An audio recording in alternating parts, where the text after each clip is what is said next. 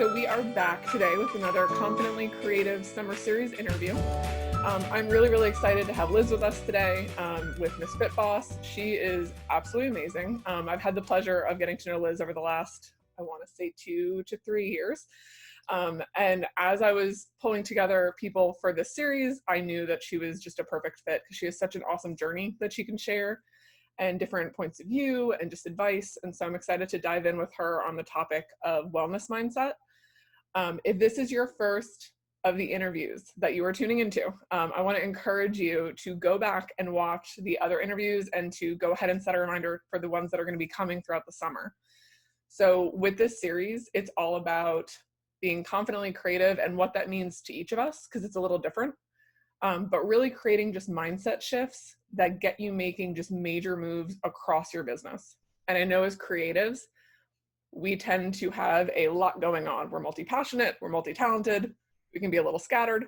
And there's so many different areas of our business and our life that we're always trying to develop, whether it's personal development, professional development.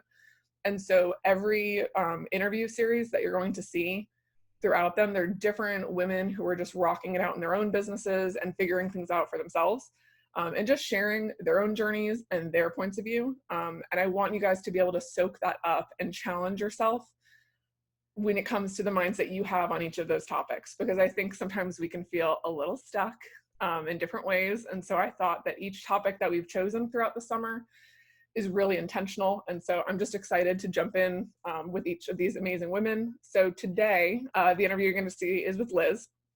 So I'm going to invite Liz to tell everybody a little bit about herself, about her business, and any other fun things she wants to share. Awesome. Thank you so much, Sharon. I am really grateful for what you're doing. I think it's going to really serve a lot of us. So thank you. Thank you for having me on. I am Liz Hronek. I am a coach. I have a background in fitness and nutrition. I've been certified in personal training and nutritional therapy for about 10 years, but my main focus is helping women ditch the crazy, chaotic lifestyle and turn it into a purpose-driven, fulfilling life instead of feeling like we're always just running around pulling our hair out. So a little bit about me, the reason that I got into this, I growing up was overweight. I, at the age of 8, was going to Weight Watchers. And by the time I was a sophomore in college, I was 300 pounds, living in my car and going to school, working 2 jobs. And I was pregnant and didn't know it until the day I went into labor. So I'm 300 pounds in the hospital and I'm like, don't tell anybody I'm here. I have no idea what I'm gonna do. And so seeing that I had somebody else to be responsible for, I knew that I had to change my life because I couldn't let her grow up the way that I was. And it wasn't any fault of my parents. It was just kids are mean. I mean, I was active. I swam at twice a day, and I played multiple sports. It was just my body was different than most of the kids on the swim team. So that is what shifted my life. And I tell my clients, I did it backwards. I lost the weight and then learned that to keep it off, I had to change my mindset. So with my clients, we do this mindset thing. We go in and examine all the things that we believe that we just learned when we were younger, our inner child has told us this story, and it helped, it served us to keep us safe during that time, but now just kind of revisiting those and figuring out what's going to serve us now going forward. So that's me, Liz Hronek Coaching, and I just really love the opportunity to get with women and help work together to serve and to, empower each other and fulfill our purposes. I love that. And I think the fact that you are so transparent with your story and that it's not something that you keep behind closed doors, it helps people connect so much more to you, and being able to see what you've gone through and the example that you've set for, whether it's for your family and your daughter, for you, for other women, for clients. I don't know. I feel like that's huge because it is hard to sometimes be as transparent and to share our stories and the things that aren't always as easy to talk about. Um, and then it's so holistic. Like, you don't treat like, okay, we're going to help you lose the weight and everything's going to be great. Like, it's not how it is for any of us who have dealt with any type of, whether it's weight loss struggles, health struggles, like, it's not a quick fix ever. Yeah, and I think that, like, I used to be embarrassed. Like, I would never show you a picture of me when I was 8. I was on the swim team, and you know, I had my pictures in my swimsuit. I wouldn't do that, but I shifted the way I thought about it and realized that if I would have had somebody that was where I was and had come out of it, to be able to have them help me along my journey, I probably wouldn't have taken me 20 years to get that transformation, to turn it to self-love. And I'm going to take care of my body because my body serves me and it's what helps me serve my purpose. I love that. And it's, I mean, you and I have talked before about, like, I've definitely have struggled with the same thing as far as like that mindset part of it, and remembering like as much weight as I could lose, it wasn't fixing the way I was viewing myself. It wasn't fixing the way that I was viewing my choices. Um, and I think just knowing like there's so much more to that. And I think like if you're watching this right now and whether you have a struggle in your with your weight or your health or any of that, the topic today, like, of talking just wellness in general and taking care of ourselves mentally and physically and spiritually, and how important that is, and understanding that it's not a totally separate thing from being a business owner. Right. Like, Liz owns a business, like, she's doing these changes and helping clients and things, but she has to run a business and take care of a family and do all those things with it. And so I think sometimes, like, we know how important it is and we hear like hashtag self-care like all the time, and it becomes almost like this reminder, but it has a little bit of guilt with it, but also like some trendiness with it.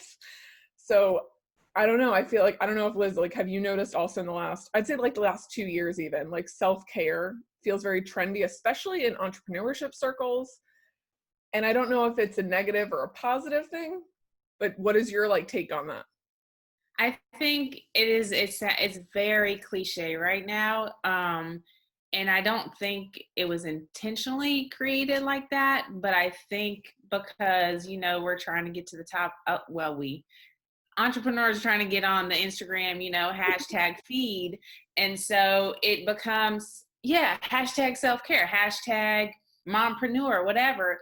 And that's good. But are we, when we're putting those hashtags on there, are we really doing it for ourselves, or are we doing it because we're trying to get to the top of the feed or whatever it is? And I think it's become really, really top of mind right now while we are kind of still on lockdown. Um, and because it's like stuff has just completely changed, and having routine is comfortable, and when your routine changes, it's like, holy mother, how do I fit this in? And then I got to take care of these kids and like teach them their stuff, and it's overwhelming. We're getting all this information, and to try to, okay, now we're going to try to fit in self-care. Like before, at least my kids were at school, I could take it like an hour off and go get a massage or something. Now these kids are like in my face all day long. Or I'm at home and I can't get out of the house to go just get a fresh breath of air. So I think that the intent is good. It's just, we don't always have enough time to slow down and really analyze, are we really taking care of ourselves? Or are we just talking about it? So when it comes to that, like, what do you think from a mindset perspective? I know, like you said, there's so much on our plates, there's so much we're juggling. So usually if you're a caretaker or a business owner, you're putting all this stuff at the forefront. So eating a good meal, taking a walk, like you said, doing something just for you to be able to wind down. It's like the first thing to get knocked off your plate. So from a mindset perspective, what do you think some of the, like, I don't know, mindset mistakes maybe that we make might be, or things that as entrepreneurs or creatives that we like think like, oh yeah, this is the way to look at it. And you're like, no, no, no. Here's like a little tweak that we could be making. Yeah, absolutely. So I think, not, first and foremost, and this is what I do with my clients, because it is like, when we, even if we have no children at all, we have something that we're doing during the day. Oh yeah. And so it's so easy for us to be put on the back burner. So what I recommend is starting in the beginning of the day, because at the beginning of the day, let's say it's just 10 minutes before earlier than what you normally would wake up. If you take those 10 minutes to sit still, gather your peace of mind, and whatever helps you, whether it's reading, scribing, exercising, or all of them, taking that intention, making that intention at the beginning of the day so it can't get pushed off and nothing can get in the way on that schedule, because that is the very first thing before you even open up your phone, before you open up your laptop, that even if it's just 5 to 10 minutes, like, and I tell my clients, just start with 5 minutes, because it can be overwhelming. Where am I going to find Oh freaking yeah. 5 minutes? Set the alarm 5 minutes earlier, or turn your phone off. Like at lunch, turn your phone off and take 5 minutes. So as far as like, I don't know, I think that, and I've done this, I've totally fallen into that trap of like the all or nothing mentality. Or Mhm. like you'll hear people like, yeah, no, no, no, this sounds great. I hear what you're saying. Monday. I'm gonna start Monday. I'm gonna like make time for me in the morning. I'm gonna like do some quiet time on the porch, or I'm gonna go for a walk with my dog. And then like it doesn't happen. And we feel like it has to be everything, which is not true. It's like we know it, but we fall into that trap. So are Right. there tips of like carving out what those things would be, along with knowing like 10 minutes is fine. If that's all you can give it. Don't feel like you have to wait till you have a 30-minute chunk or an hour chunk. Like, Yeah, absolutely. Because what happens is when we start with those 5 minutes and see how the 5 minutes affects our day, we can find a way to incorporate more, because we see how it makes us more productive. It helps with a lot of different things. And progress is so much better than perfection. Like perfection, once you get there, what are you gonna do? Sit there and park and, hang out? Like I'm good. I'm gonna keep going. So just focusing on, even if it's just today, don't even think about tomorrow. Today is the only day that we have. So just today, turn off your phone, set a timer, get one of the little kitchen timers. I'm in my kitchen. Get one of the kitchen timers and just set 5 minutes today. See how you feel. And if you don't do it tomorrow, you don't do it tomorrow. But guess what? You always have another day. So when it comes to food, when it comes to sitting still, when it comes to working out, whatever it is, there's no point in beating yourself up for doing something that, or not doing something that you plan to do, because all it's going to do is make it worse and make you not want to do it because you already feel bad about not doing it. and it's like, So don't set yourself up for failure either. Like, I need to do this every single day. Start with one day. And if you don't do it tomorrow, that's fine. Maybe the day after, like, it's okay. absolutely. And the other thing in the mornings is writing 5 things that you're grateful for, because it doesn't matter. Like, yes, being healthy is very, very important, but that doesn't mean that you're going to be perfect with it. It doesn't mean Yeah. that you're never going to, like, I freaking love chocolate. If you told me I couldn't have chocolate, we couldn't be friends. I'm just saying. And I'm not going to be I used to, oh my gosh, I had a piece of chocolate. Who cares? Because what happens, especially when it comes to nutrition, if we deprive ourselves for so long, it's like, oh, okay, I had a bite. I'm going to eat the whole freaking box Oh or yeah. the whole bag of chocolate. Because I love some chocolate chips. I eat them all the time. So my chocolate's in a bag. Just pour them all in the mouth. But it's not. It's counterproductive, you know. So go get, I don't know, whatever a serving size is. Have a serving size of chocolate every day if that's your jam. But don't beat yourself up about it. I like that. For It's me, it's fun. definitely like baked goods. like like having like a muffin or a scone or a slice of cake or pie, like something throughout the week. Like if I know at least I have one thing, I'm like, okay. But if I'm like, oh, I'm not gonna have a single sweet thing for weeks and weeks, then the second it's there, I'm like, hello. Yes, like, on so ham. no, good to have something to like look forward to, even like little things like that.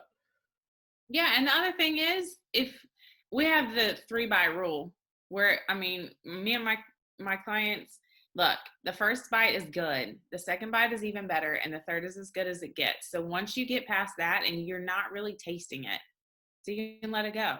Shoot, if you have 3 bites of whatever, you're a piece of pie every day, I like that. Enjoy it. But you gotta take your time and taste it. Like you with me, I used to like I am a recovering binge eater, right hand, I promise. But with me, I used to like start just shoveling and I didn't even know what it tasted like. I just knew that I was eating No. it and I was gonna keep going. Oh So yeah. to take time and slow down and taste it, it's like, same with life. Slow down, smell the roses, whatever. Take time and taste the pie. Ooh, take time and taste the pie. I like that a lot. Like, but it's true because we rush through things, and then even when we look forward to something, and then it's done, and then it's done, and it's over. Like, Yeah. it's such a good example. Um, okay, so then from that mindset perspective, once we start shifting that stuff, and we're like, okay, this is just as important as me pouring into my customers or my clients or my family. I need to pour into me. I need to make these steps and treat wellness importantly and be able to have that time for my mental health and time for my physical health. When you are doing those things in your own life or even seeing how clients treat that, I'm curious as a business owner, what is the difference you noticed when you were keeping up with that stuff? Like, can you tell when you're like all systems go versus you're not making time for yourself and not making time for, exercising or eating right? Can you tell a difference in the way your business is going and how you're running things? Yeah. I You're like, Okay. So with my productivity, heck yeah. Like if I'm not staying on top of my nutrition and moving my body, I feel bleh. I just feel like I just want to go to bed. I have no energy and I'm kind of mad at the world because I'm just cranky. And you can ask I have a 15-year-old and a 5-year-old. I'm I'm not where I need to be on my level of peace to be able to manage my tongue and my patience yep. if I'm just going woo-ha with not taking care of myself. And then I can't serve my clients either because I'm like, okay, great, what's on this call? Like I never say it, but it's like, oh gosh, I got another freaking call and I feel like crap. Like I just want to go to sleep. Yeah, So I'm yeah, with it you. makes I mean it really helps with productivity, but it also really helps with positivity. I would agree with the positivity for sure. Like, I'm even at this juncture, like by the time this is live, I will hopefully already have a lovely little baby boy with me. But Mhm. at the moment, like being able to pour into other people, if I am not putting myself first right now, if I'm not getting a nap at some point, if I'm not making sure I'm walking, drinking enough water, putting my feet up, like there is no way that I'm showing up 100% for someone. Like Right, I it's like am, painful. yeah. I'm like, because you don't feel good. And Yeah. mentally too, like I think sometimes we think of like the whole self-care thing and working out on our health and stuff is like this a lot of physical and the food part of it, which is still so important, but just that mental rest, like being able to not like overexert ourselves, to not overextend and say yes to everything in the world. And I am such a better person when I say no and my yeses are more intentional. Like that is self-care for me, like not overextending. Absolutely. Because you can serve from such a better place. And so I want people to understand that when we're talking about all of this and creating routines or starting smaller, it's not just, oh, there's this movement and it's trendy to like put wellness first and to be healthy and blah blah blah. You notice such a difference, right? Just like in the way you're living your life, the way you can care for other people, the way that you can show up in your business. It's just such a huge difference. Absolutely. Yeah. Love that. I know. Let me look real quick because I want to make sure I'm not skipping any of the good stuff. Dun, dun, dun. So, okay, as we're wrapping up here, with all of the goodness from Miss Liz. So, with this series, we're talking about being confidently creative, and that means so many different things to different people. But for you, when you hear those words, what does that translate for you in your life? It translates as me doing what I know I am creatively designed to do and doing it with passion and doing it with love. Um, a lot of times we can get into this thing of just making money because we have to take care of stuff. when we know deep down in our heart that this is not where we're supposed to be. So really slow, it has helped me to slow down and just be like, where am I supposed to be serving right now? And what action can I take today to make sure that I am one step closer at the end of the day to doing fulfilling my purpose? I, I love that you included purpose in there. For me, when I just thought of in general, just the being confidently creative and what does that mean to feel confident in our creativity. And it's not about necessarily getting our hands dirty and being creative in that physical element, but like being creative in who we're meant to be and stepping purely into that. And I love that that's part of your definition for you, because also like I think as creatives too, like when we do things like this, they're like, oh, so then the interviews, like who will they be with? And for you, like you're not necessarily considered like an in the box creative with with this like coaching and everything for development. Mhm. It doesn't mean you don't approach things creatively in your life, creatively in your business, the way that you approach just everything and your purpose. So thank you so much for sharing that. Absolutely. So guys, if you want to learn more about Liz, I will be sharing all of her contact info and stuff and how you can learn all about her coaching and how to find her on Instagram and stuff in the post with the interview. However, I'm curious, where is the best place to connect with you? Best place is probably Instagram Okay. or email. And email is just liz@lizhronek.com. Okay. And can you just, for anyone who just goes right to the video, can you spell your last name for them? it's it's Liz, and then the last name is Hronek. All right, nice. Sorry, I know no one ever gets my name right, so I was like, let me make sure audibly they can hear that. Absolutely. Thank you so much for like giving time today and recording this and being able to just share like your journey with us and your mindset shifts. Please go follow Liz. She's amazing and has such a huge heart, and she's super motivating. Don't forget to check out the other Confidently Creative video interview series. There'll be different ones throughout the whole summer. And if you have questions or you want to dive into this topic a little bit more, feel free to message Liz over on Instagram and hang out with her and get to see all of her awesome advice and tips and stuff. But I'm really excited to continue the series. Liz, thank you so much again, and we will get to just soak all this up hopefully, and you'll get to connect with some great new people. Yes, ma'am. And thank you for doing all the awesome things that you do. Thanks, girl.